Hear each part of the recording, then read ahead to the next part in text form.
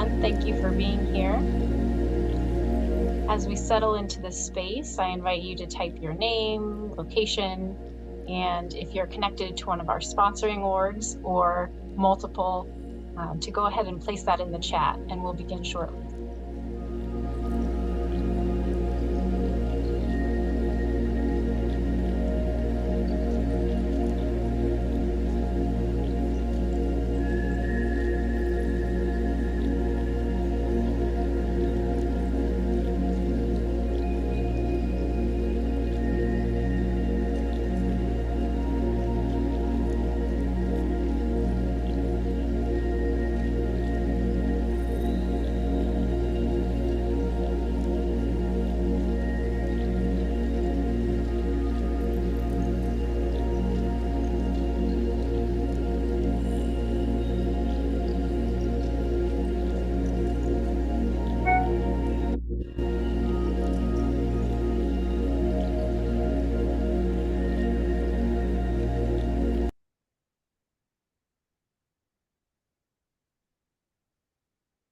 Hello, everyone. Thank you for being here. I'm going to start my screen up one more time, and then we can begin.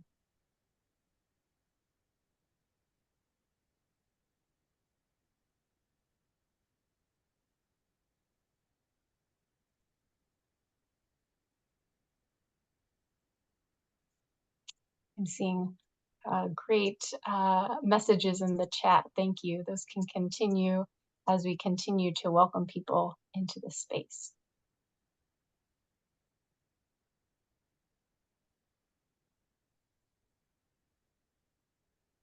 Excellent. So thank you so much for being here. Welcome. Good morning or good afternoon, everyone, depending on where you're joining us from. We're so happy that you're here and that you've decided to spend a good part of your day with us on this retreat. Mary at the Foot of the Cross, Somebody's Child, which is a virtual retreat exploring death penalty, abolition, and restorative justice. During the next few hours together, we'll hear from impacted families, ministers, death row survivors, and activists as they share their stories and invite us to consider Jesus's mother.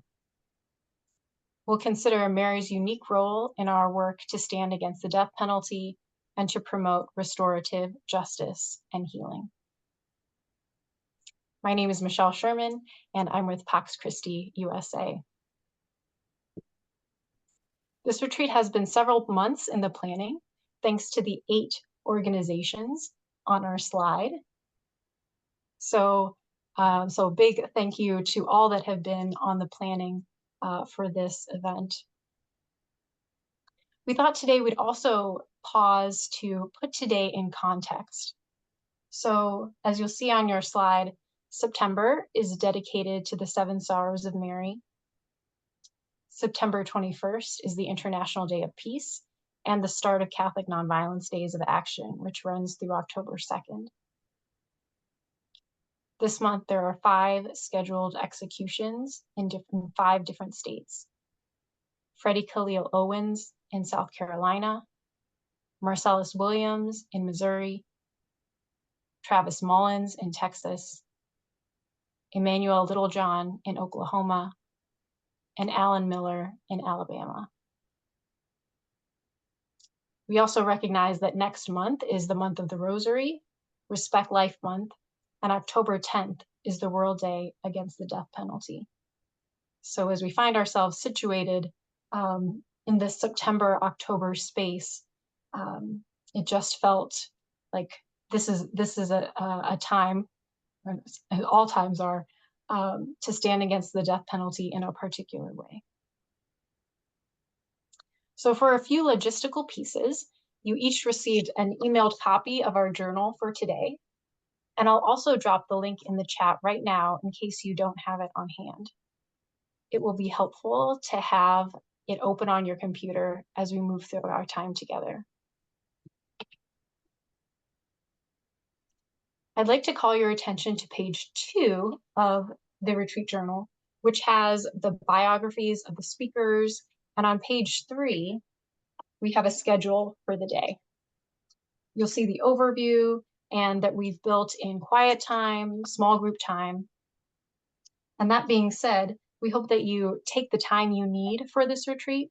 We are recording, so if you need to step away at a certain time and come back, please do what you need to do. We are recording this retreat for the main sessions, including the prayers and the speakers, but we're going to pause the recording for small groups. So with that in mind, please honor and care for yourself. And lastly, if you run into any technological issues at all, please send a direct message to me, Jolie, or Naomi.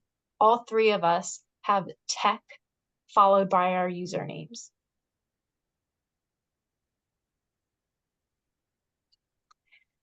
And for this retreat, you are invited to bring a candle and a symbol of peace to have before you.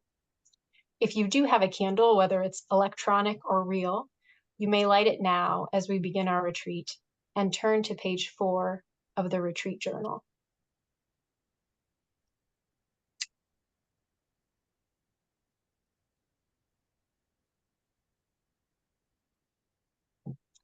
We'll begin with an opening prayer with Jolie Mendoza Waters from the Catholic Mobilizing Network.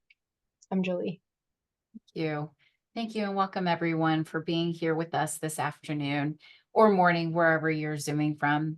We're going to begin with prayer, and I wanted to share this video that Pope Francis shared with us in 2022. He offered one of his intentions towards ending the death penalty. And so we're going to begin our prayer with a message and prayer from the Pope.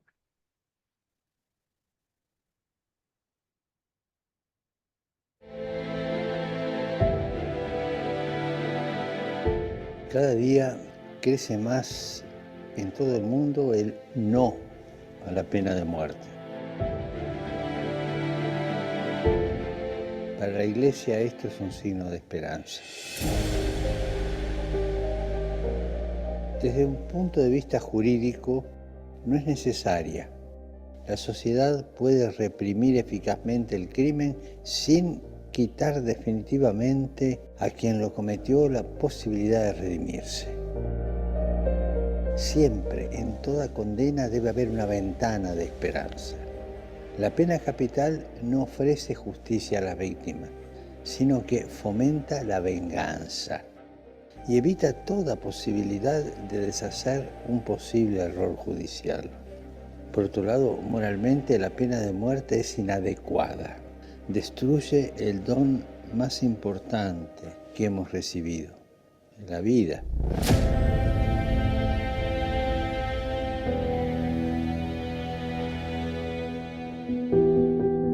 No olvidemos que hasta el último momento una persona puede convertirse y puede cambiar.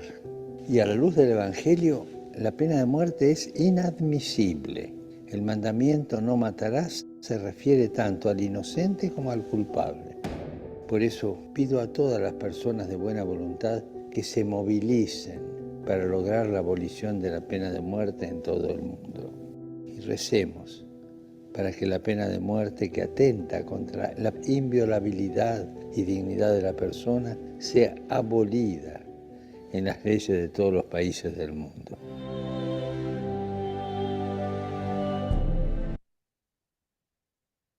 We join the Holy Father in praying that we can work towards ending the death penalty in our country and in our world. As Michelle had shared, the month of September, there are 5 scheduled executions in 5 different states. And as we enter into this retreat, I ask that you offer to lift up Freddie Owens, Travis Mullis, Marcellus Williams, Alan Miller, and Emmanuel Littlejohn during our retreat. And we'll begin with our opening prayer. In the name of the Father, and of the Son, and of the Holy Spirit. Amen.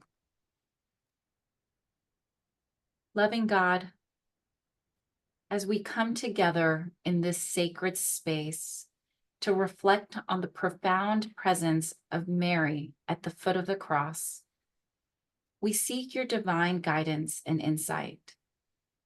Mary's unwavering faith and compassion remind us of the deep value of every human life, even amidst suffering and injustice. In contemplating her profound sorrow and strength, may we find inspiration to address the issue of the death penalty in our nation with the same spirit of mercy and love that she exemplified at the foot of the cross. Help us to honor her example by advocating for justice that upholds the dignity of every person, and by working towards a society that mirrors your boundless compassion. Grant us clarity, courage, and unity as we discuss and strive for meaningful change. Through the intercession of our Blessed Virgin Mary, may our efforts be fruitful and our hearts be guided by your grace. We ask this in your name, your Son, Jesus. Amen.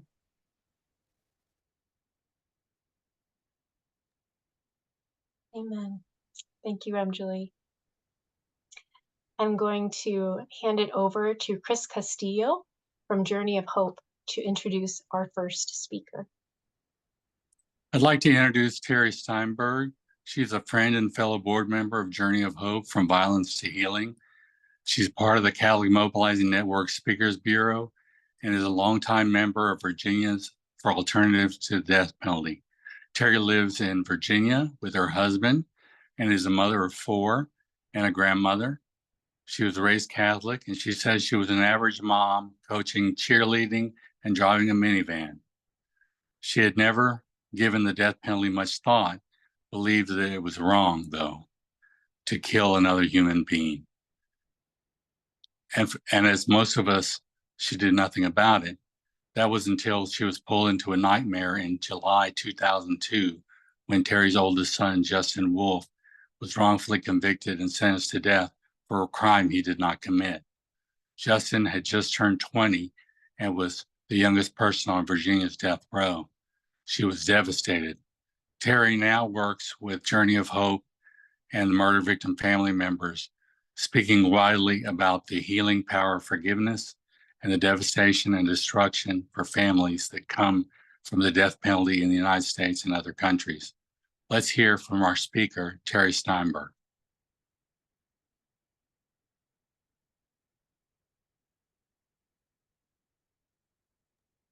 Oh, Terri, you're muted. Thank you. Thank you, Chris, and thank you for having me here today. My name is Terri Steinberg. I live in Ashburn, Virginia, and I'm honored to speak about a subject that's profoundly personal to me, the sanctity of life and why we must abolish the death penalty.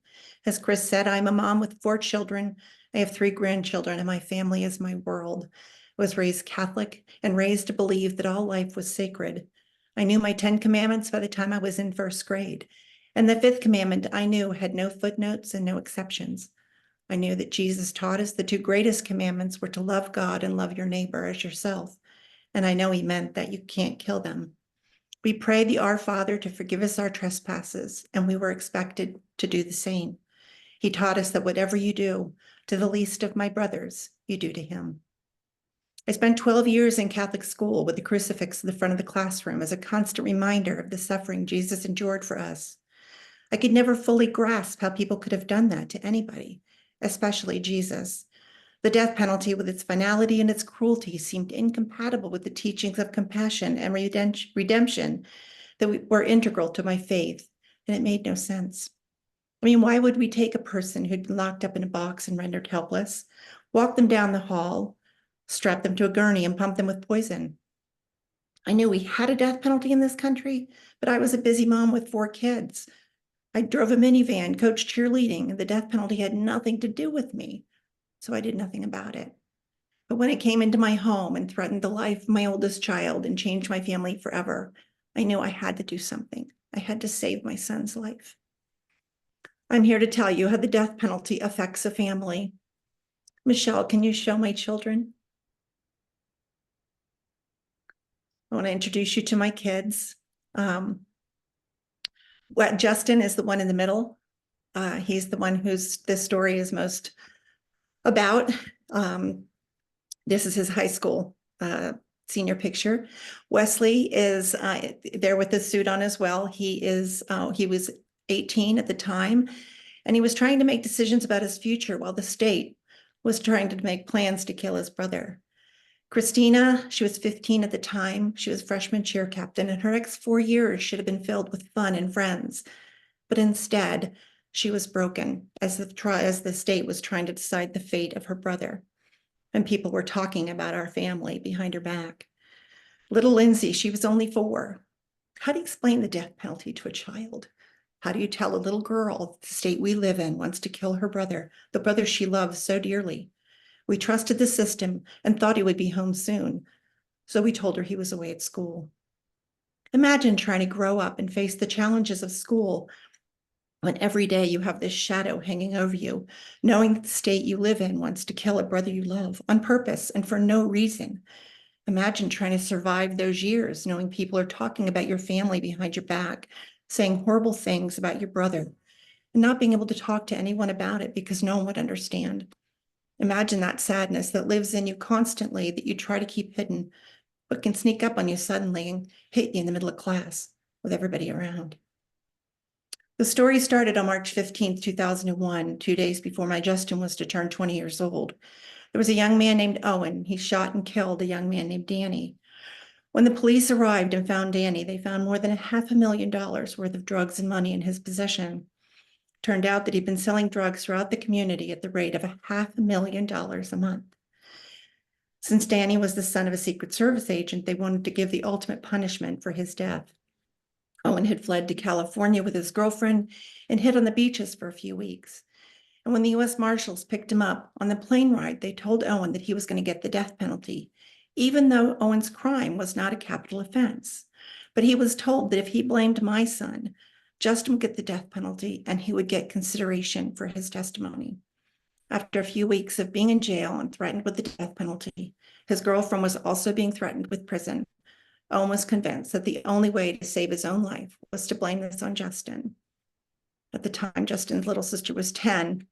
When she was told, Owen said Justin asked him to kill Danny. In her innocent wisdom, she asked, but why didn't Owen just say no? I remember Justin called to tell me he was turning himself in. I collapsed to the floor. I have to admit, I respected him for accepting responsibility for his actions in order to clear his name of his horrible crime. But he assured me, Mom, they think I had something to do with Danny's death. I'm going to turn myself in. Now, I may have to face some time because I've been selling marijuana, but it was just marijuana, and this is my first offense. I should be home in a few days. Please don't worry. As his friend drove him to the police station, he offered for Justin to hide in the trunk, and he would take him across the border, and he wouldn't have to face this. But Justin again said no. I had nothing to do with this, and I have to clear my name. He trusted the system and believed the truth would set him free. That call was on May 1st, 2001. My son is still not home. I remember I couldn't go out of the house for many weeks. I was devastated, exhausted, embarrassed, and so very sad. As a mom, I had failed to protect my children. I couldn't face anybody. Went to different grocery stores, different churches. Murder trial was all over the papers and said horrible things about my son. It seemed like there was no place I could turn where I wasn't bombarded with it. But I soon realized it was unfair for me to hide when every day I was sending the kids to school and they had to face it. And so did I. It was time to get off the floor and do something. The trial started in January and it was going to take 3 weeks. I remember getting ready to take the tree down early, knowing that I wouldn't have time once the trial began. And Lindsay looked up at me and she said, Mama, you can't take that tree down yet. Justin hasn't gotten his presents. So we left it up. We trusted in the system and that he would come home before this 4-year-old ever had to know that the brother she loved was going to be killed by the state we live in, and there was nothing that her mom and dad could do to stop it. But after 3 weeks and many witnesses, most of which testified against Justin to save themselves from any charges, the jury deliberated for only 1 hour and came back with a verdict of guilty. We were to come back the next day to start the sentencing hearings. And I remember trying to help Christina and Wes have some hope and telling them that if Justin got a life sentence, I was afraid no one would care that a 20-year-old got a life sentence for a crime he didn't commit. But if Justin got the death penalty, there were groups out there that fought the death penalty, that we were Catholic and we would get help from others to help save him. Couldn't believe these words were coming out of my mouth, but it was the best I could offer on short notice. It proved to be not much comfort when the jury, after only 5 hours of deliberation, sentenced my son to 3 years for a gun he never touched, 30 years for selling marijuana, his first offense, and death for murder for hire, a crime he didn't commit. Justin went to death row in July of 2002. Let me tell you about death row. You're locked in a box 24 hours a day, 7 days a week. You're allowed to shower 3 times per week on the guard schedule, and you get to go out in a chained fenced area 5 times a week when they'd have the time to take you out for you to exercise. When Justin arrived on the row, all he was given was a thin mattress and a rough blanket, nothing to distract him from the isolation and loneliness of living like this. Everything else he needed had to be ordered from the commissary, and that would take a few weeks to be delivered. But on his bed upon his arrival was a brown paper bag, and in it was a few magazines and some soap, candy bars, a book, a care package from his new neighbors, fellow monsters, as they are called in court. They had each donated an item or two for the new guy to help him get adjusted to this new life. They were men that we say that are not fit to live, those we intend to kill, but somehow in these monsters is still compassion for their neighbor, generosity you don't always find in the general population of the prisons. These men look out for each other. Some may have committed some horrible crimes, but I've looked into the eyes of some of them and I can no longer find the person who committed the horrible crime that got them where they are. They too are children of God, loved by God, and they are somebody's child. Most people can change. Most are remorseful and should have a chance at redemption. Some may not be worthy of release, but you'd be amazed at what happens to a person given the chance to love and be loved. And the question should not be, do they deserve to die for what they did? The question is, do we have the right to kill them? And do we have to? In 2005, Owen admitted that he lied in court, but it wasn't until November of 2010 that he was able to testify in court, admitting that he lied to save his own life and that Justin was innocent of this murder. He told the court that it was the police officer that told him he knew Justin had asked him to kill Danny and that one of them was facing the death penalty. It was after that statement in court that the students from the Innocence Project at UVA Law School were able to present to the judge the documentation written in the officer's own handwriting that stated just that he told Owen what he had to say in order to save his own life. That evidence had been withheld for almost 10 years. In July of 2011, the judge threw out all of Justin's convictions. It was ordered that he be released or retried. They decided to retry him. They added 6 new charges, 4 of which also carried a death sentence or life sentence. After waiting for this retrial for more than 4 years, and after 5,000 days, over 5,000 days of solitary confinement, imagine that, being locked in a room no bigger than your bathroom, where you can touch both walls with your hands outstretched. Living like that for over 5,000 days, he thought he was never going to come home, and he was coerced to take a plea. They sentenced him to 20 more years, and we continued to fight to prove his innocence. I think about Danny's family all the time. My heart goes out to them. I know that they have an empty chair at their table every day, and so do we. But killing my son would not fill that void or bring Danny back. I live for the day when I can give his mother a hug and let her know how terribly sorry I am for her loss, but that my son would never have hurt hers. When you lose someone to murder, there's a hole in your heart, and you can either fill that hole with hatred or you can choose to fill it with love and compassion. It does not mean that you have to love the person who hurt your family, but you can let it go and let God help you move forward to be the person God intends you to be. On January 3rd, 2013, Justin was ordered to be released. My family piled into the car and drove to Manassas to pick him up. But 45 minutes before he was to walk out that door, we got a call that the order had been stayed and Justin wasn't going home. And if you want to know what the words cruel and unusual punishment looks like, it was on the faces of my family that day in that car. We all make mistakes. And are we not more than that one mistake, that bad thing we did or were accused of doing? That's why we as Catholics go to confession, right? We sin and we go back to our Father and we ask for forgiveness, hoping for another chance. In the Bible, we're told to turn the other cheek. It's not to say that we don't defend ourselves, but when we turn the other cheek, it's a means of stopping a cycle of violence. Forgiving someone who hurts you releases them of a power over you they do not deserve, letting it go and allowing hatred and anger to consume your life. The death penalty does not bring the healing the victim's family members need when they suffer such a loss. It only creates more victims in the family of the guilty. As my friend Sister Helen Prejean puts it, it's like the outstretched hands of Jesus on the cross.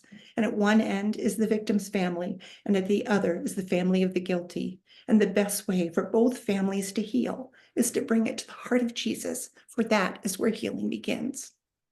2 days after Justin was sentenced to die, I was desperate for help, and I heard about a group of people protesting the death penalty in front of the Supreme Court. I drove to DC carrying a picture of my son, and I ran up to them. I'm sure they thought I was crazy as I said, "They want to kill my son. Does this look like a monster to you?" It was there that I met Bill Pelkey and other murder victim family members who oppose the death penalty and are fighting for abolition. I also met men who had been sentenced to death only to prove their innocence after losing many years of their lives on death row, who were now free men. And I found hope that one day my son could live, and hope for a better world, one without the death penalty, a world where we treat others, the least of our brothers, as we ourselves wish to be treated. I asked them for help, and they did. They took me and his family, and they helped me on this journey to save my son.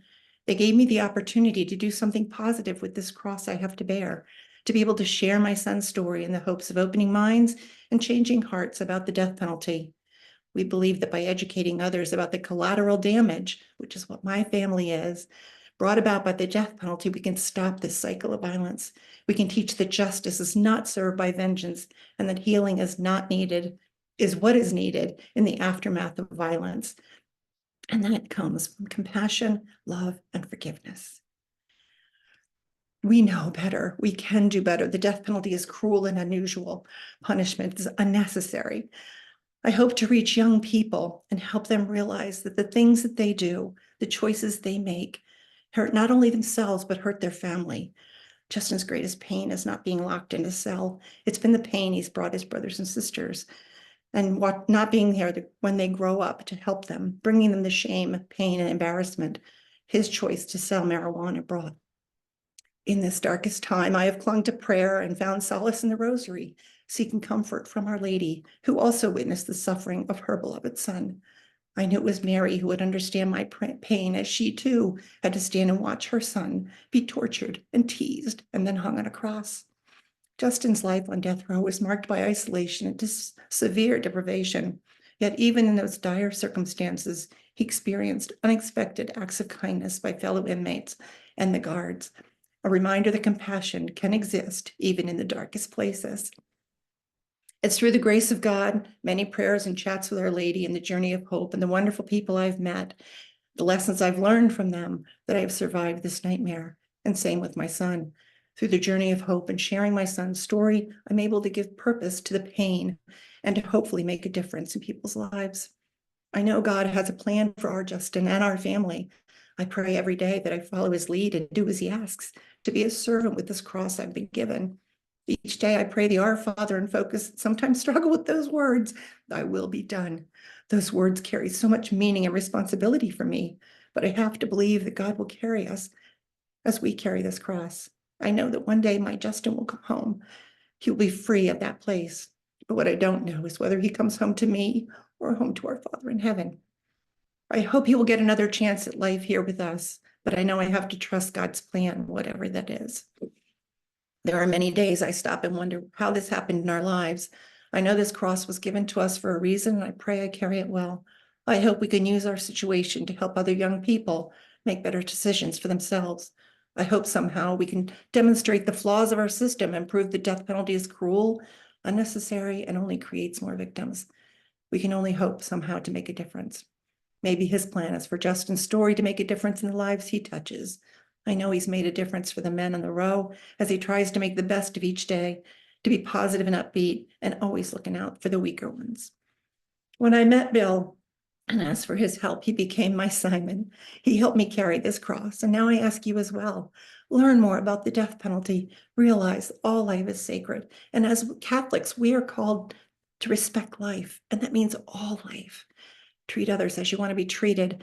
That is what Jesus came to teach us. And I ask you to remember that even words can kill. It was Owen's words and lies that took the past 22 years from my family. Even though Justin no longer faces death, and there's a good possibility we will get him home, we can never get back those years that were wrongfully taken from our lives. The death penalty perpetuates suffering and fails to restore lost lives or heal wounds of crime. The gospel of life teaches us that punishment should be measured and avoid unnecessary extremities. Society does deserve to be protected, and people who commit crimes must be held accountable. But justice and revenge should not be walking arm in arm. We do not have to become the murderers we lock up in order to protect society. Life in prison provides that protection we deserve without changing who we are, a morally guided, faith-based person who respects all life, even the lives of the least of our brothers that God talks about. We can protect society without taking the opportunity for redemption Jesus offers. The Gospel of Life, written by Pope John Paul, is meant to be a pressing appeal addressed to each and every person in the name of God. Respect, protect, love, and serve life, every human life. I urge you to reflect on the teachings of Jesus, who calls us to love one another and respect every life. The death penalty is a moral issue that conflicts with our call to uphold the sanctity of life. So I ask you and join me in advocating for a justice system that honors life, seeks redemption, and fosters healing rather than perpetuating violence. But most importantly, I ask you to remember my son's story as you go out into the world every day. Think about your families and make good choices that bring honor to those you love. Your actions have consequences. Remember the lessons Jesus came to teach us. Love one another as I have loved you. And whatever you do to the least of my brothers, you do to me. Thank you for listening. May we all strive to embody the love and respect for life that our faith teaches us. God bless.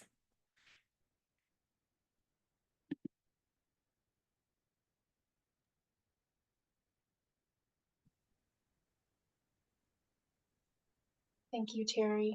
Deep gratitude to you for sharing your story, sharing your witness with us. We're going to spend the next 5 minutes in quiet reflection to receive what Terri.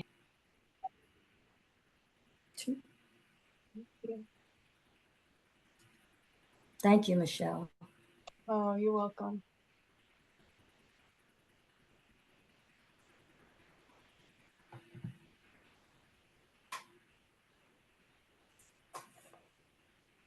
Becky, do you think we might shift to Sister Donna first? Yes. Okay. Thank you. Wonderful. So welcome back, everyone. Sister Donna will be sharing next. And to introduce her, we're going to invite Mary. I'm going to find you and spotlight you. There we go. Okay. Thank you. Well, it's my pleasure to introduce to you Sister Donna Liette. Sister Donna is a restorative justice practitioner and the director of women's programming at Precious Blood Ministry of Reconciliation. She lives and ministers in Chicago's South Side, in the Back of the Yards neighborhood. Sister Donna provides safe spaces, such as the Mother's Circle, for women who have lost children to violence and to incarceration, so that they can share their stories and find support, healing, and hope. The Mother's Circle is one of several programs of the Precious Blood Ministry of Reconciliation, which serves young people, families, and community members affected by violence and incarceration. So it's my pleasure to introduce to you Sister Donna Liette. Thank you, Mary. Can you all hear me? I hope so. Okay. Yes, I'm thank you. trying to change my screen here. Yes, thank you. Okay. Is that better? Okay. Anyway, first of all, I'm very excited because you're thinking about a September as honoring Mater Dolorosa, Mother of Sorrows. And when I became a sister, we had to give up our name. And so I was named Sister Dolorine. after Mater Dolorosa. So this is really special today that we're honoring the Mother of Sorrows and this whole month.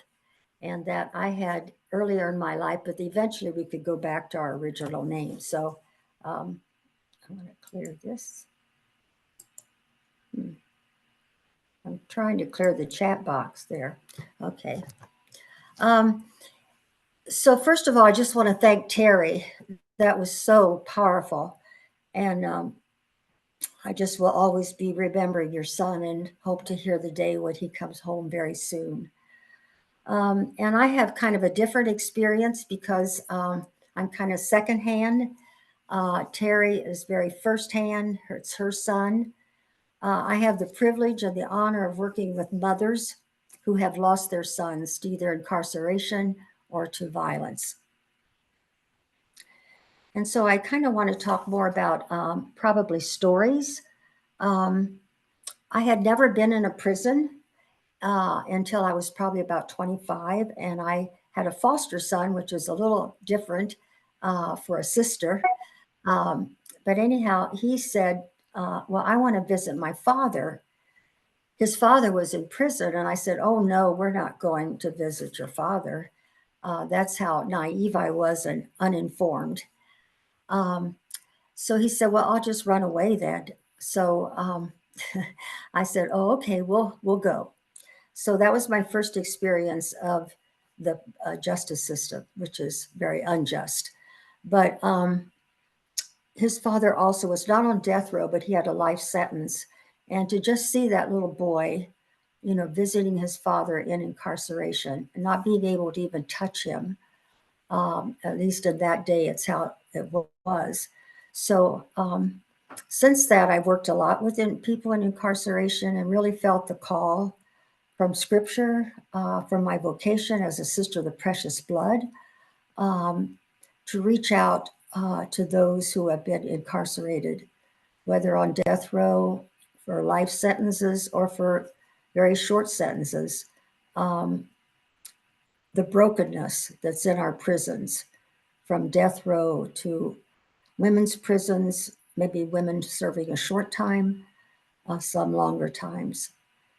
So in Dayton, Ohio, as Bob will know, I saw that Bob was on the retreat. I directed a home for 15 years there for women coming out of prison. And some had served long terms, mostly for taking the life of their ex, who was violent to them. And then to women who really had the disease of addiction. And for that, they were incarcerated often because they were trying to support their disease. And so I worked with women there and heard many, many stories of sorrow and abuse within our prison system. And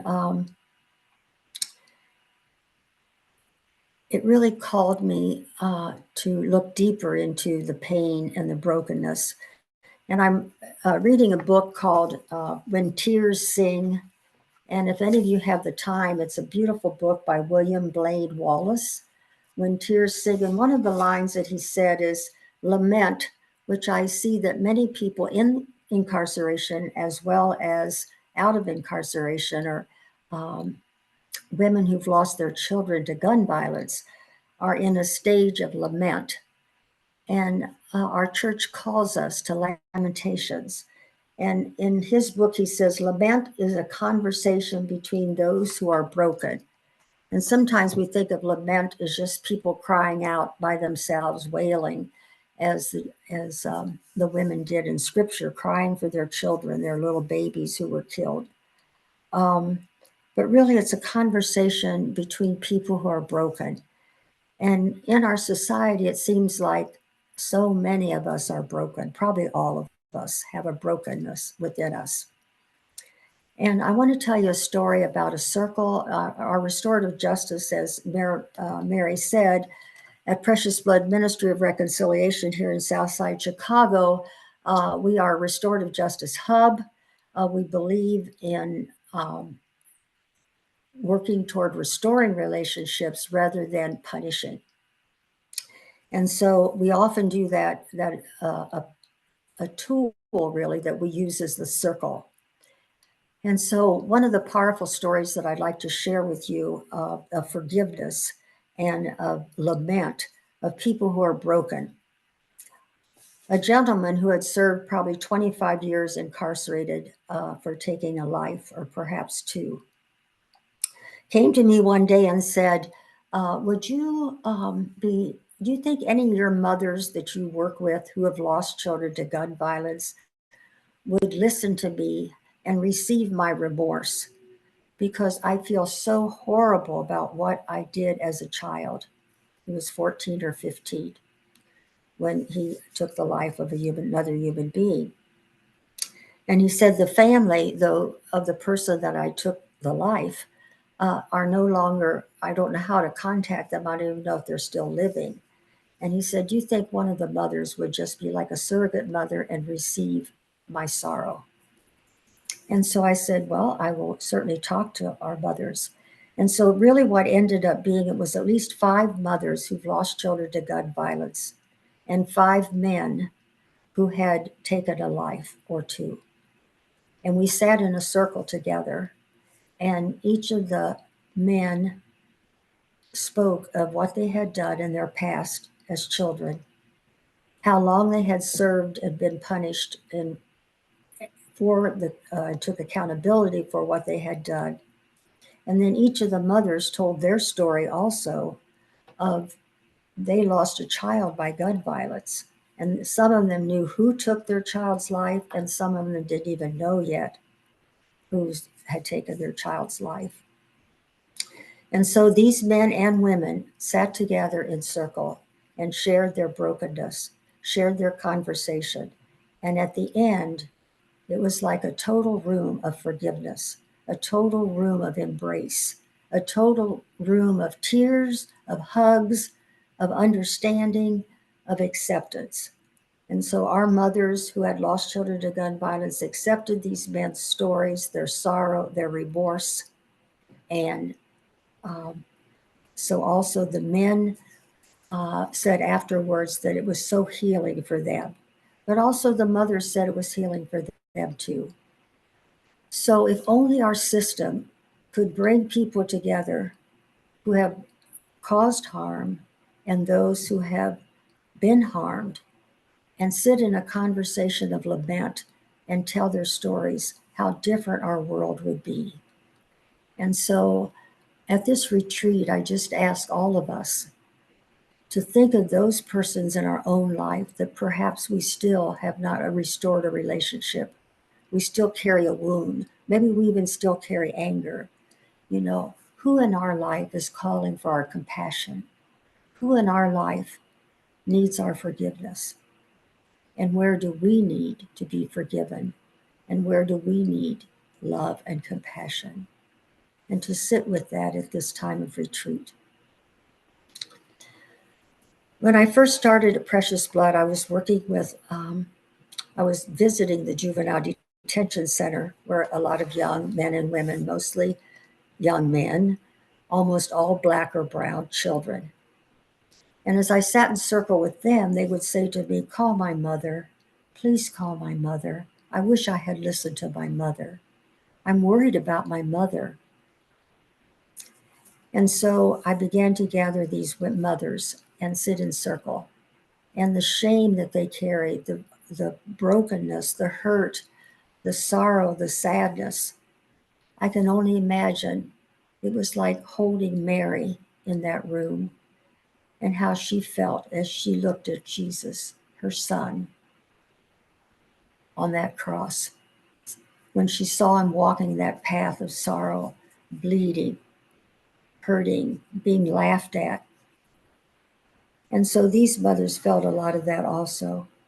And so we sat in circle, and it helped to be connected again, conversations between mothers who understood each other's pain and brokenness.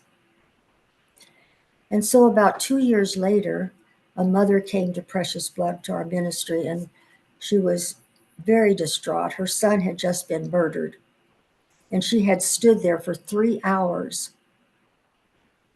while there was an investigation and stood over his dead and bleeding body. And again, I think of Mary. And I think also of our precious blood spirituality, where blood is being spilled out on our streets, and families are needing to hold that pain and that brokenness. And like Terri was saying, when something happens in our families, it affects everybody. The little children, the grandparents, the uncles, the whole family is harmed and hurt and broken. And how important it is, as we as Catholics, as Christians, as people of God, we need to help to bring, to restore those relationships, to work with that brokenness and bring the compassion and love that God asks us to bring to the people that he has brought to us. And so anyway, Tamika, I'm sure she won't mind if I mention her name, but anyway, she said after she was talking to me about her son's death and how she had stood there for 3 hours. And she said, is there anything you could, besides some financial help for the funeral? And I asked her then to come to the circle, but I said, I know it might be difficult because these women have children who have caused harm and are incarcerated, but they're also very broken and they're hurt. They're mothers. And she said, well, I'll come. And just because I just need to be with other mothers who are hurting. So she came. And the first time she felt, yeah, this is a little uncomfortable. But, as they all talked about their children who were incarcerated. And she didn't know who took her son's life. And so, anyway, so the second time she came back and she told her story about that she would never, have her son again at the table. All she could ever see was go to the graveside and just be present there. But as the circle went around, another mother spoke of her son was incarcerated with a life sentence.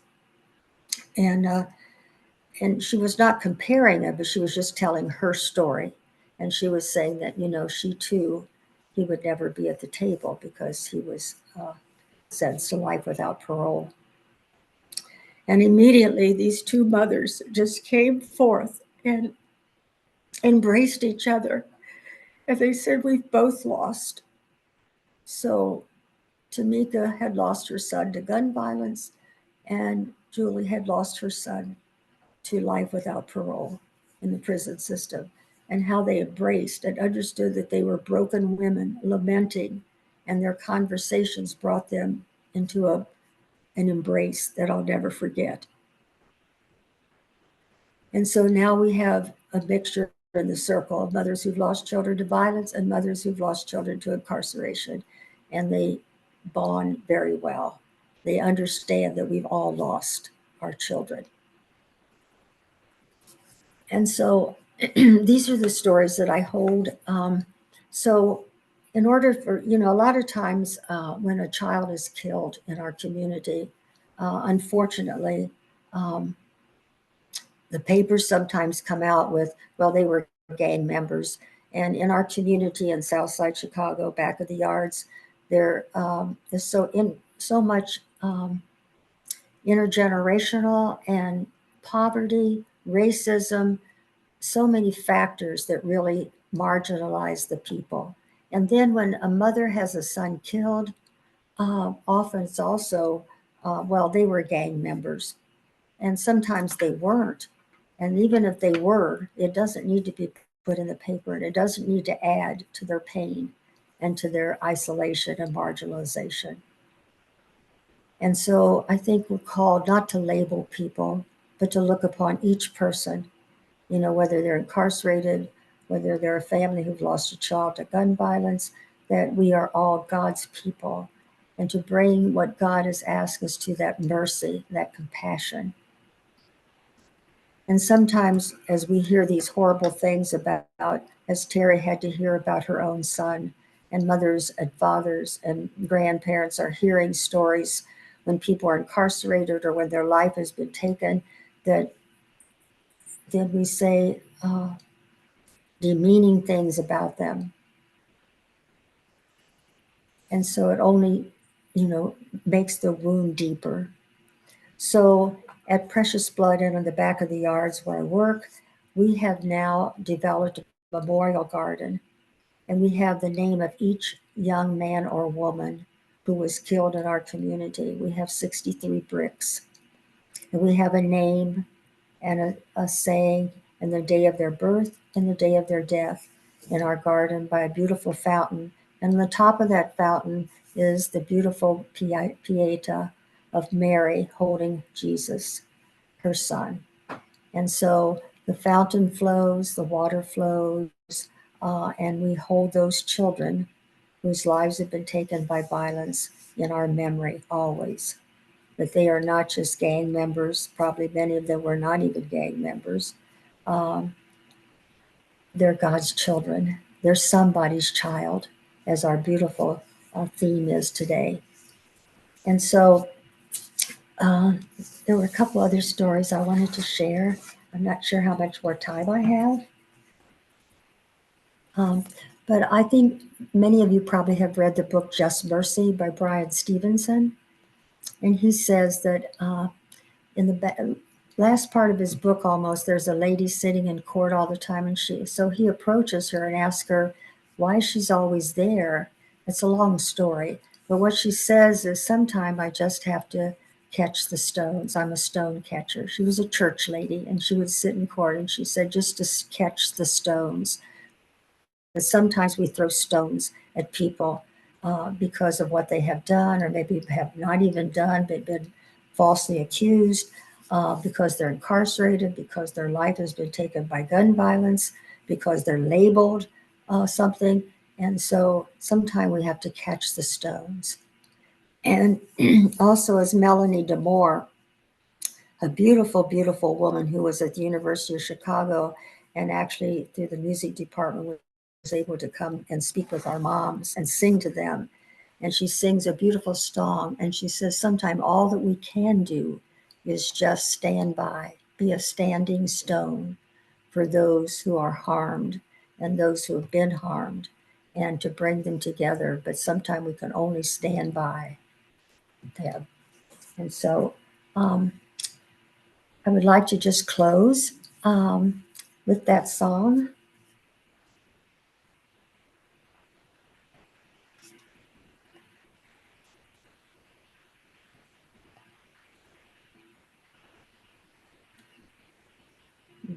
I will stand by you.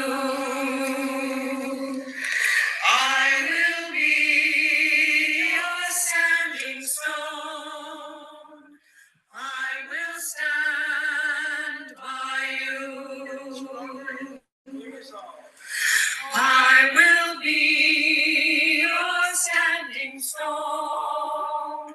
I will stand by you. Thank you. And God bless each of you with compassion, mercy, and love. Thank you, Sister Donna. Thank you, Sister Donna. I will stand by you. Thank you for playing your song, for being an example of someone who stands with and in solidarity with. We will be pausing for another 5-minute quiet time to receive what Sister Donna has shared with us. And then we'll be moving towards an art and poetry session. So once again, I'm going to share my screen with reflection questions that Sister Donna sent to us to use. And you'll also find it in your reflection booklet on page 13. on page 8. Thank you. Actually, I think it might be 13 because I have 13 Oh, as well. sorry. Yes, it's page 13. My mistake. Thanks, John.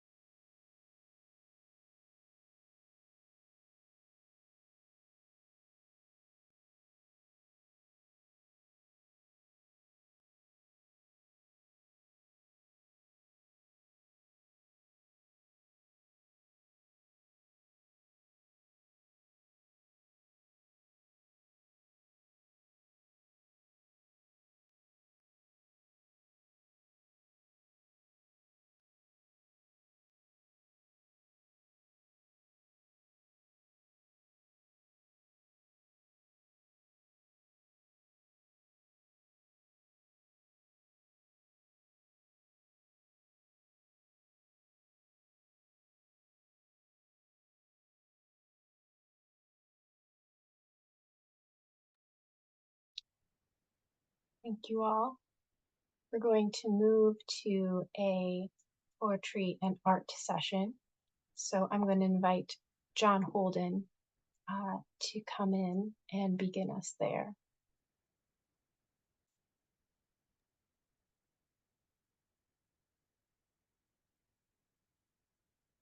Hello, everyone. Thank you, Michelle. As a bit of, I want to introduce Mary, who will be introducing and leading this poetry and art session. First, I want to mention, in addition to myself being a member of the Regional Council for Pax Christi Metro DC Baltimore, I'm also a member of the Death Penalty Abolition and Restorative Justice team that is part of the Marianist Social Justice Collaborative, or MSJC. Both these groups, Pax Christi and MSJC, are sponsors of the retreat. And MSJC helps to promote education and action for social justice within the Marianist family, which includes both men and women religious and Marianist lay communities. But right now, I want to introduce Mary Baudouin, who is going to, again, lead this poetry and art session. And among other things, Mary serves as the chair of the MSJC Death Penalty Abolition and Restorative Justice team. Mary?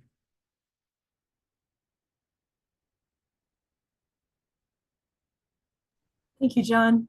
I'm really happy to be here to lead this session, a little bit of a break from all of the powerful stories that we've heard.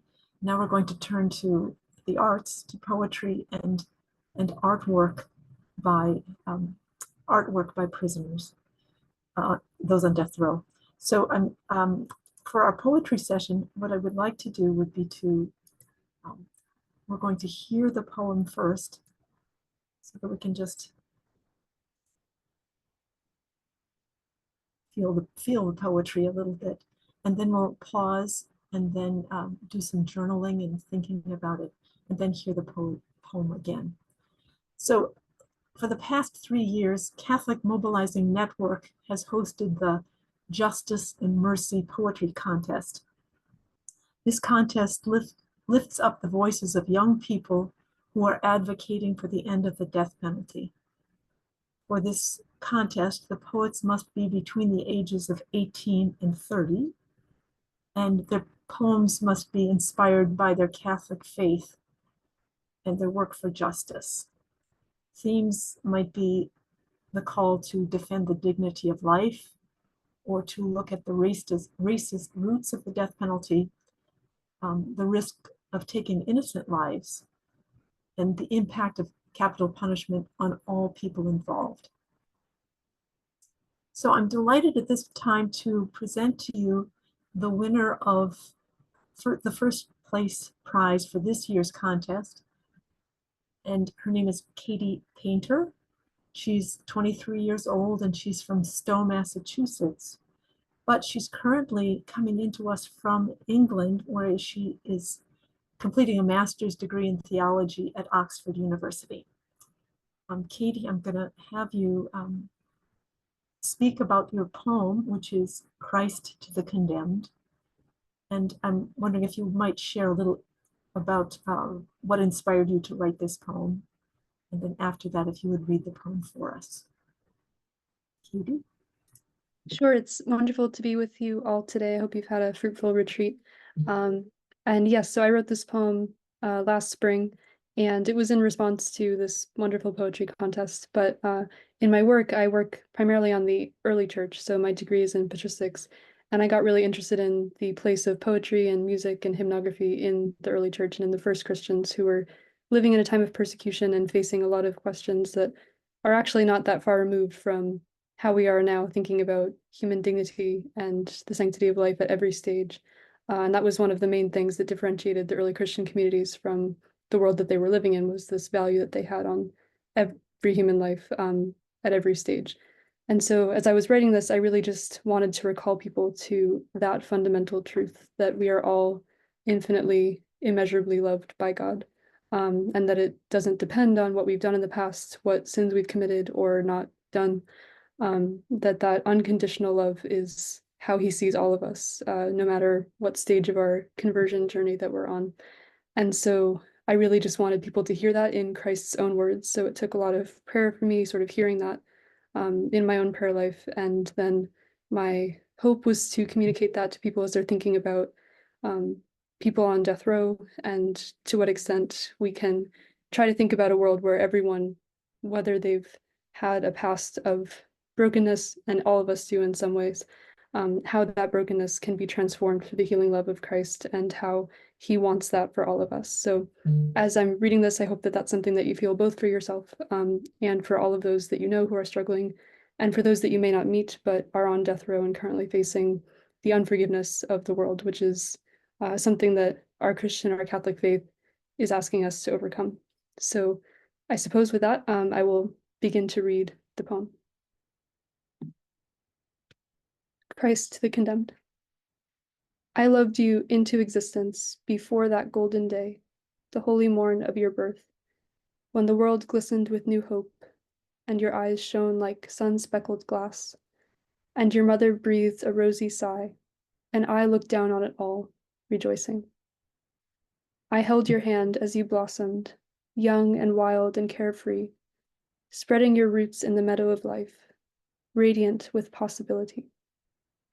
I stood at your back, propping you up in that benighted hour, when despair cast its shadow on your chest, wrapping sooty tendrils around your throat, choking out the divine fragrance in you, and you fell away from me. In that benighted hour, dear child, I wept. My heart did not curdle and seethe with venom, nor did I harden my countenance like steel, nor did I shake my fist to strike you from the earth, nor did I cry out for blood in icy, rasping strains. No. I whispered your name in the silence. I kept it ever on my lips. I begged for your return and reached out my hands, desperate to catch you if I could. I stood in wait on the seashore, pressing my feet into the sand, knowing what fruits would come to you, if only you dared reap them from the ashes underfoot. For I had you in mind, my dear child, when I stretched out my arms on the cross, enduring the white-hot sting of thorns, bleeding out tender love from my pierced side, and sending forth my spirit like the dewfall, for the salvation of the world. Remember, my beloved, I came that you might have life, and might have it abundantly. I came that you might know the good, and drink deep silver draughts from the wellspring of my mercy. You who bear the weight of others' unforgiveness, know that with shuddering gasps and blood-soaked tears upon my face, I bore it too. I want you now to lay down your load, turn your weary gaze to the light, come rest in the gentleness of God, and live.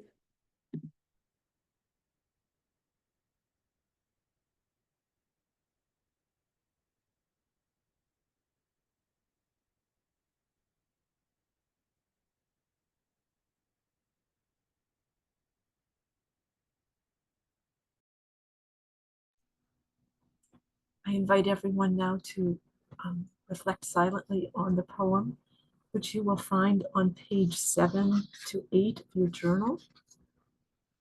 And while we do that, take a few minutes to do that.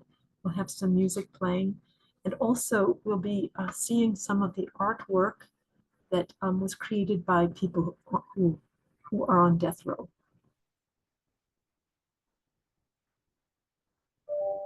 So again, pages 7 to 8 in your journal.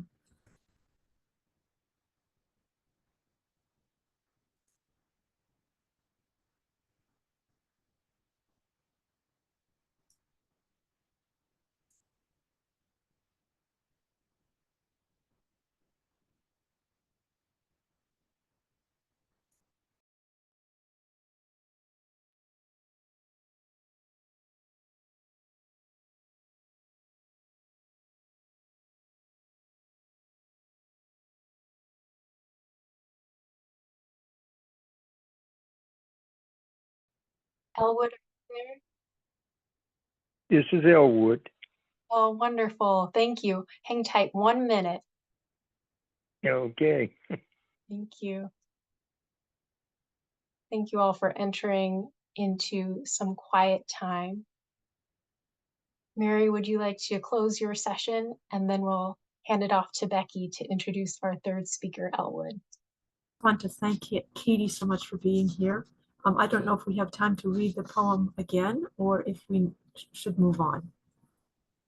Yes, we can read the poem one more time. Wonderful. Katie, would you like to read us for us again, please? Thank you. Christ to the condemned.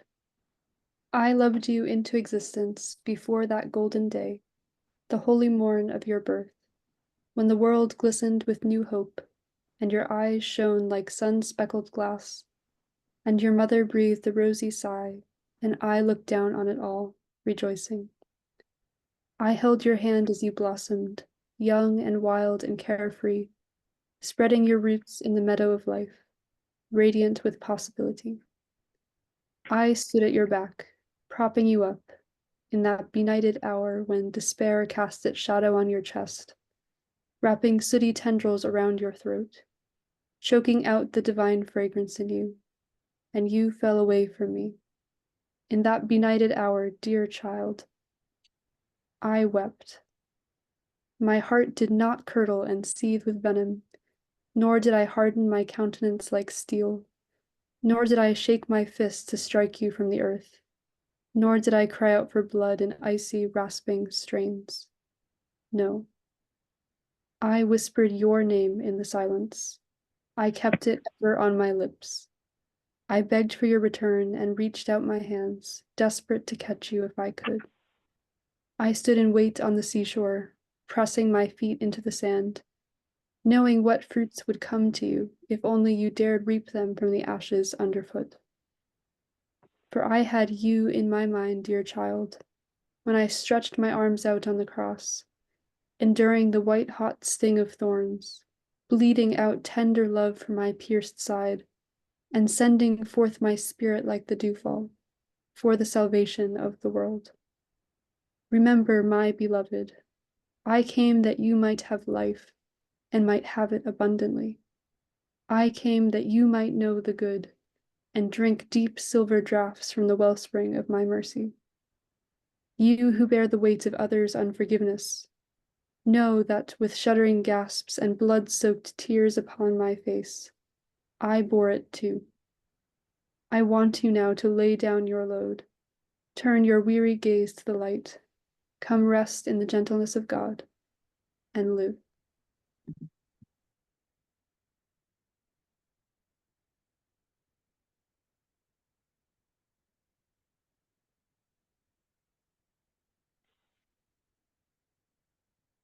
Thank you so much, Katie.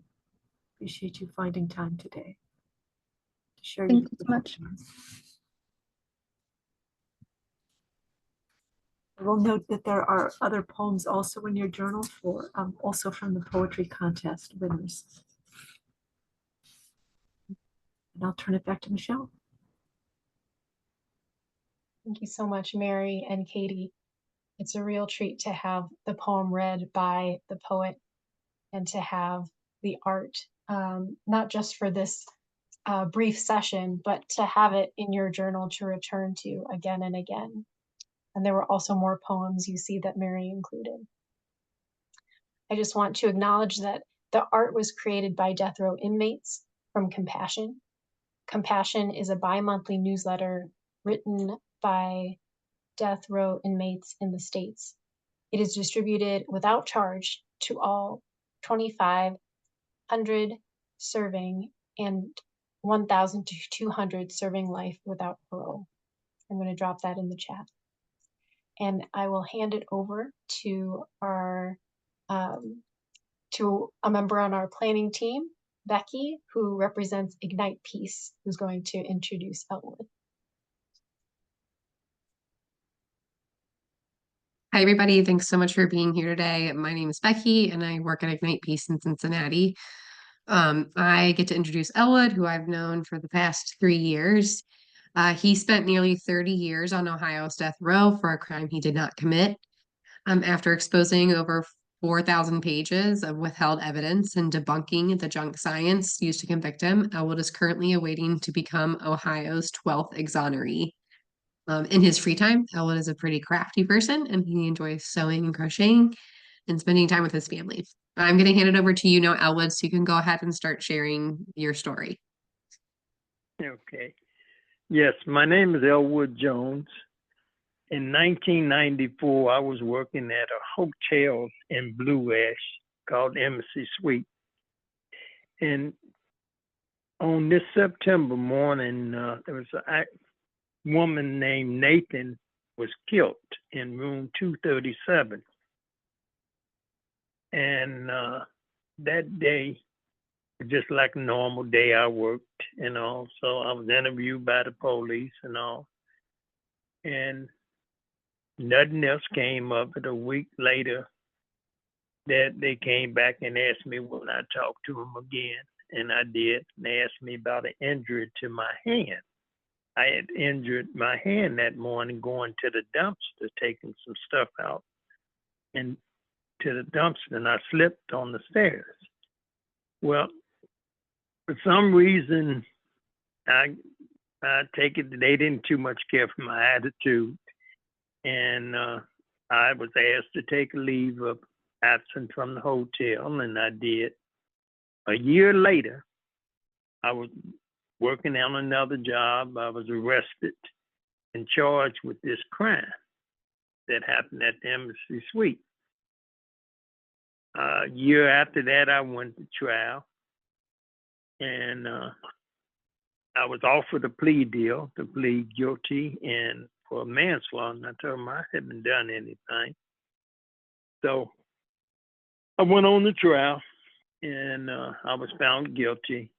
Went to Ohio's death row in January the 10th, 1997. And I stayed on Ohio's death row for the last 28 and a half years, trying to prove my innocence. But in that process, it was, I think, February of 2016, a lady came forward and said she was in the Hamilton County Justice Center with a woman who admitted that her husband killed this woman and framed a black man. Well, when she got out of jail, she reported to the Blue Ash Police Department. They told them they didn't want to hear it. They already had the person they felt committed this crime. So for the next 20-some years, over 20 years, I have been fighting up and down to get my life back. I finally did get a hearing in the state court in front of a judge named Wendy Cross, who actually was 3 days, who went through and heard all the evidence. And guest questionnaires was never turned over, who reported people was trying to get in that room throughout the night. And there were several other things about that. So my life was turned upside down to make short. And not only mine, my family's along with it. So I consider myself a victim just like the victim in this case. Now I'm waiting to try to get my life back with a new trial, which has already been postponed by the state and for the last 18 months. So it's not a good feeling, but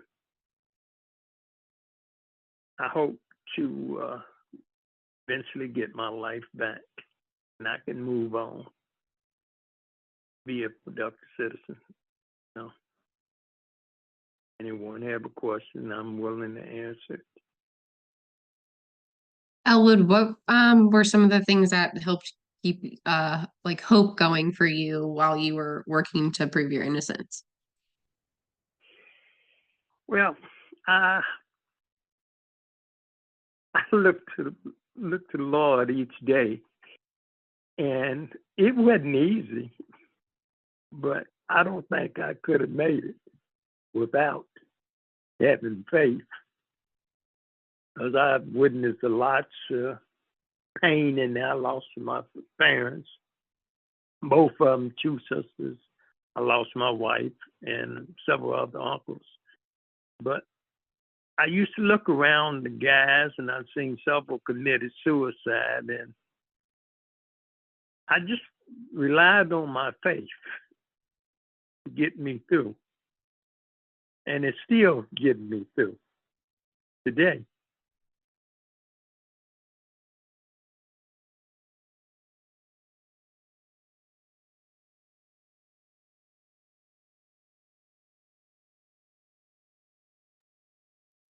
Elwood, where are you currently today, and what are some of the things you are doing today, like with your family or like in your free time, if you can talk a little bit about that? I live with a sister of mine, my oldest sister, and here in Cincinnati. And in my free time, I'm still making stuffed animals and crocheting a little. And I'm working with different organizations and churches and trying to change the system, the justice system. And that's about it.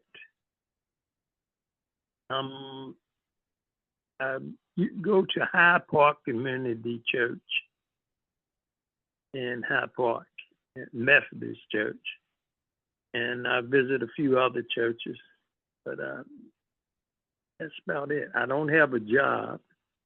I've had a couple of major surgeries since I've been home, bypass, and so I'm really not able to work. At my age of 72, I don't think too many people want to hire me. So I try to enjoy my family as much as I can. Yeah, Elwood's been out for about 18 months. He's been out. He actually, I think, Elwood, were you not I think the first person with a capital crime that was given bail, correct? Yes. Yeah. Yeah. So about 18 months, and he cannot vote because he's, oh, sorry, go ahead. Yeah, it's been over, it's going on 19 and a half months. 19 I've been home. Yeah. Have there been, is the world a lot different now that you are back in community, like back out? Is there things that are a lot different? What's changed? Well, when I left here, they didn't have computers or cell phones. That was a shocker for me to try to get familiar with all that. And the city has changed a lot. Yeah, so Elwood is, yes, he's currently out on bail from death row. He's the first person to ever have, sorry, there's some questions in the chat, Elwood, that I'm just giving some context to. The first person to get bail for a capital crime. Yeah, it was a big deal. I'm not great with the legal terms. He's currently, essentially what has been happening, and Elwood help back me up if for what I do get wrong, the prosecution has no case to stand on, but there's a lot of stall tactics they can use. So when a judge comes down with a decision, it'll move to a higher court to try to get that court to change the decision the judge made. But essentially, the higher court has said that they need to stand with the decision the judge made, that they can't use this testimony, and essentially the prosecution will have no more case against Elwood, and he will eventually be exonerated. But they have kept him waiting for about 18 months, despite the multitude of evidence that has been presented to showcases innocence. Is there anything you would add to that, Elwood? No, that's correct. That's it.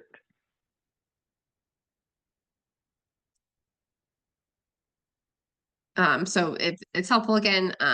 Again, 4,000 pages of evidence. So some of that is just the Blue Ash Police Department not interviewing all of the possible suspects or following all of their leads. The injury he mentioned on his hand, they had a special scientist come in who talked about the different bacteria in there and debunked some of that. A big major finding was that the person who was murdered, she had hepatitis, and Elwood does not, and that would not be possible if that's what that injury occurred from. There's just a few of the things, and also some eyewitness people at the hotel who put in descriptions of people who look nothing like Elwood.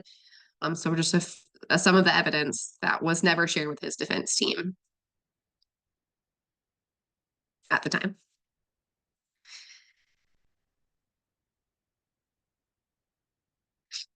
Elwood, is there anything else you would want to share just about your family or your experience or anything else you can think of at this moment? No, not really. It's a little painful to even talk about, but I just try to deal with it. Yeah, I'm sure. Your life turned all upside down for no reason by hatred people. And you just try to move on, and it just don't seem to go that way, that they don't want to admit when they're wrong.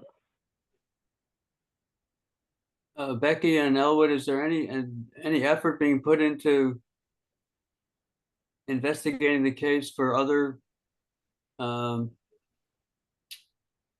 perpetrators?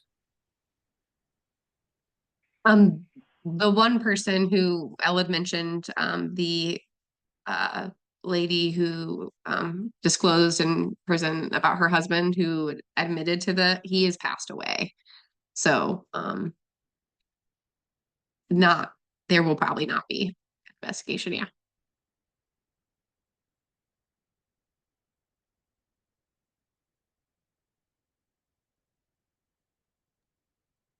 One other question that came through the chat was there anything that we on this call can do? I know, Elwood, you spoke about holding you in prayer, but are there other things? Looks like there's some chat comments about that. Say that again, please. Folks are asking if there's any ways they can support you currently. Well, we have tried to put a petition together and have it submitted to the prosecutor to look at this case and drop it. But she seemed to don't want to do that. So we just stuck in waiting to see the new elections, if they get a new prosecutor in there who's more than willing to reopen it and look at it and go from there.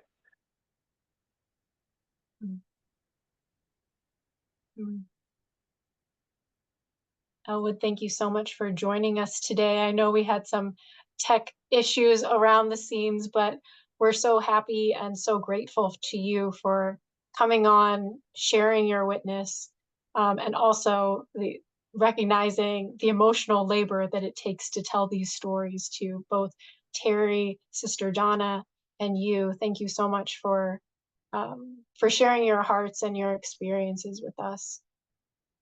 And thank you, Becky, for bringing Elwood to us and making it possible for his voice to be present today. We're going to spend about 5 more minutes just to hold all that Elwood has shared with us. So I'm going to drop the reflection questions that Elwood has sent in the chat, and you can also find it in the journal. So one last moment of quiet time.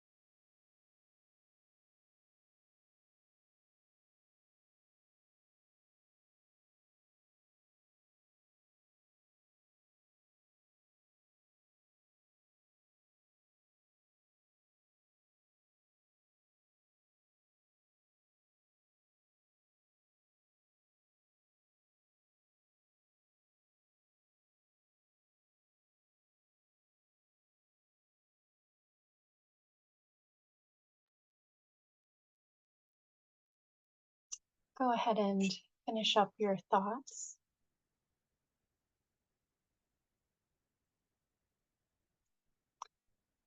And with some quick behind the scenes discernment with the planning team, instead of going back into small groups, as we're going to have an hearts, so that we may love as you love, even those among us who have caused the greatest pain by taking life. For there is in our land a great cry for vengeance, as we fill up death rows and kill the killers in the name of justice, in the name of peace. Jesus, our brother, you suffered execution at the hands of the state, but you did not let hatred overcome you. Help us to reach out to victims of violence so that our enduring love may help them heal. Holy Spirit of God, you strengthen us in the struggle for justice. Help us to work tirelessly for the abolition of the state, sanction death, and to renew our society in its very heart, so that violence will be no more. Amen. And we're going to take a little bit of time for quiet reflection. Think about a couple of questions, and you are free to add your responses in the chat. The first question is, what graces did you receive during this time? And the second question is, what are you thankful for as you reflect on what has been discussed today? Again, what graces did you receive during this time? And what are you thankful for as you reflect on what has been discussed today?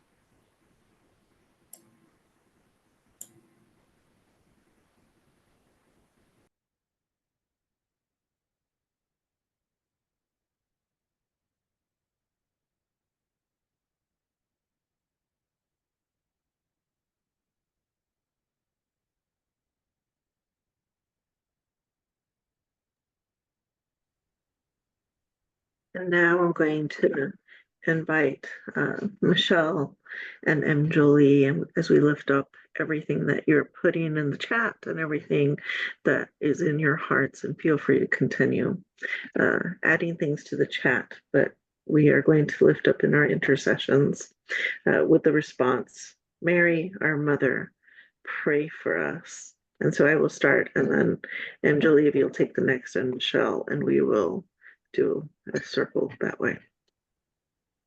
For Pope Francis and those in leadership within the Church, as they work to end a culture of death and promote a culture of life, give them strength as they work to end all that which threatens the God-given dignity and value of human life. We pray. Mary, our mother, pray with us. For all those impacted by violent crime and acts of grave harm, may all victims of crime and their families know Christ's healing power and be transformed by God's mercy. We pray. Mary, our mother, pray for us. For those on death row awaiting execution this month, Freddie Eugene Owens, Travis James Millis, Marcellus Khalifa Williams, Alan Eugene Miller, and Emmanuel Antonio Littlejohn, and all those whose lives have been lost to capital punishment. May they know your unending love and forgiveness as children of God. For this we pray. Mary, our mother, pray for us. For all of us who serve as advocates for the sanctity of all life, may we be inspired and transformed by God's grace and mercy as we live our pro-life mission. Together we pray. Mary, our mother, pray with us. And for all those prayers we hold in our hearts, and we invite you to enter them in the chat. We pray. Mary, Mary, pray with us. pray with us. And then, Julie, will you close us out with the final closing prayer? Loving God, as we come together in this sacred space to reflect on the profound presence of Mary at the foot of the cross, we seek your divine guidance and insight. Mary's unwavering faith and compassion remind us of the deep value of every human life, even amidst suffering and injustice. In contemplating her profound sorrow and strength, may we find inspiration to address the issue of the death penalty in our nation with the same spirit of mercy and love that she exemplified at the foot of the cross. Help us to honor her example by advocating for a justice that upholds the dignity of every person, and by working towards a society that mirrors your boundless compassion. Grant us clarity, courage, and unity as we discuss and strive for meaningful change. Through the intercession of the Blessed Virgin Mary, may our efforts be fruitful and our hearts be guided by your grace. And we ask this in your name of your Son, Jesus. Amen. Amen. Amen. Thank you all for joining us today, this afternoon. I'd like to call your attention to the last couple of pages in your journal. Pages 16, 17, and 18. Julie mentioned resources that we'll be sending out afterwards. And there's also additional resources underneath all of our partner organizations. So all the links there are clickable. So that will take you to all the online resources. And we'll be sure and add a few more that have popped up in the chat. We'll also send out an evaluation shortly as well. So we encourage you to fill that out as you can, as you are able, hopefully while things are still a bit fresh. And I'd also like to take a minute and maybe if Julie and Naomi could also help me to do this, to just spotlight all of our planners and speakers, because as you can tell, everybody, all of the organizations here on the slide had a big part in planning today. So we thank all of them for their work in this communal labor. Thank you all.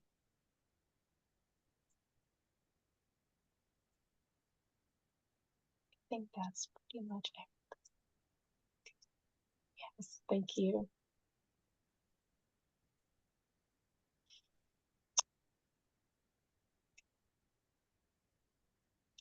And then I can't highlight everybody, but thank you all for joining. I think it was truly a work of the kingdom of God to see all of the states that were represented in folks that registered. And I also know some folks registered this morning. So I apologize if I wasn't able to capture your state, but just to see this movement and this true work of collective action is a reason of hope. So lastly, as you'll see there, the resources are there. We'll send out an evaluation, and then the recording. Thank you, Julie, for doing all of the recording, pause recording, start recording. We'll send that out within the next 2 weeks. So we will leave the Zoom room open for maybe in about the next 5 minutes or so. If there's anybody that you just want to say, oh, I see you on the screen.